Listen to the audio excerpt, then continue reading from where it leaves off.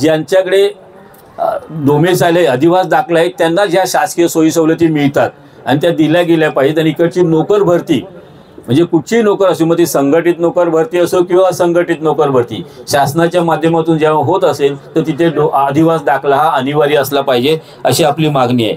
नंतर रोजगार ह्या विषयावर आपण मागणी करत आहोत. महाराष्ट्रातील उद्योगधंद्यातील नोकऱ्यांमध्ये 80% स्थानिक उमेदवार भरती झाली पाहिजे असा एक शासन निर्णय आहे. तर त्या शासन निर्णयाला आपण कायद्याचं स्वरूप द्या असं आवाहन करतो की 90% स्थानिक भूमिपुत्रांना रोजगारासाठी उद्योगांमध्ये प्राधान्य मिळालं पाहिजे. त्याचं कारण असं की महाराष्ट्रामध्ये जे उद्योग येतात त्या उद्योगांना सरकार मान्यता देते आणि त्या मान्यता देताना अनेक सोयी सवलती म्हणजे वीज, पाणी, जागा सवलतीच्या दरात येत असते. त्याच्या व्यतिरिक्त जर त्यांना काही तिथं नुकसान वगैरे आलं तर त्यांना GST मधून पण माफी मिळत असते. आणि एवढ्या सोयी सवलती त्या उद्योगांना आपण अशासाठी देतो की त्या उद्योगाच्या परिसरातील जे स्थानिक बेरोजगार आहेत त्यांना तिथं नोकरी मिळावी. पण होते आहे काय, ते तिथल्या स्थानिकांना आपण पाहतो की आता बऱ्याचशा कॉर्पोरेट कंपन्या आल्या आहेत, मोठमोठ्या कंपन्या आल्या आहेत, त्या स्थानिकांना ते रोजगार न देता बाहेरच्यांना रोजगार देतात. तर हे सरासर चुकीचं आहे. जर तुम्हाला महाराष्ट्रामध्ये जर रोजगार उद्योग करायचा असेल तर स्थानिकांना नोकऱ्यांमध्ये प्राधान्य तुम्हाला द्यावंच लागेल. तुम्हाला तुमचा पैसा कमवायला तुम्हाला आम्ही इथं जागा दिली नाही उद्योग करायला, तुम्हाला आम्ही उद्योगाला परवानगी देतो ती इथल्या बेरोजगारांना सोयी नोकरी धंदा करण्यासाठी वाव मिळा म्हणून. तर त्याचा चुकीचा अर्थ काढून सध्या जी पायंडा पडल्या त्याच्या विरोधात आपण लढणार आहोत.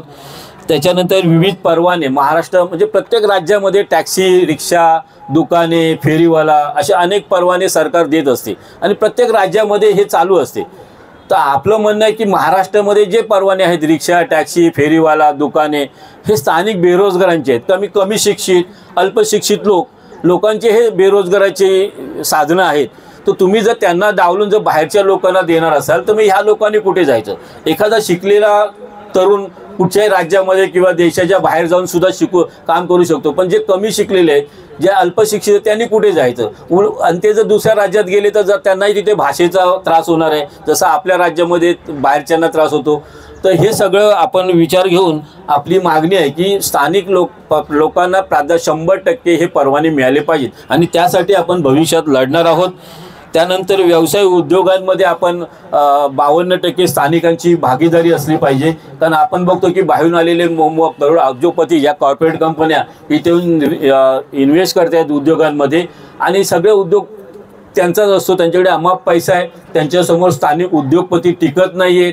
जर ह्या आपल्या उद्योगपतींना जर वाव मिळाला पाहिजे, त्यांना जर तिथं कुठेतरी उद्योगांमध्ये स्वतःचा एक उद्योगपती म्हणून स्टेटस निर्माण करायचं असेल तर बाहेरच्या जे धनधाडके श्रीमंत लोक येत आहेत त्यांना स्थानिकांची भागीदारी असल्याशिवाय उद्योग व्यवसाय सुरू करता आला नाही पाहिजे, ही आपण मागणी करतो आहोत. जसं भारताच्या बाहेरचे ज्यावेळी इन्व्हेस्टर येतात इकडे त्यावेळी भारताचे स्थानिकांची इन्व्हेस्टमेंट त्यांना अनिवार्य असते. त्या धर्तीवर राज्यांमध्ये पण ती अधिक असली पाहिजे.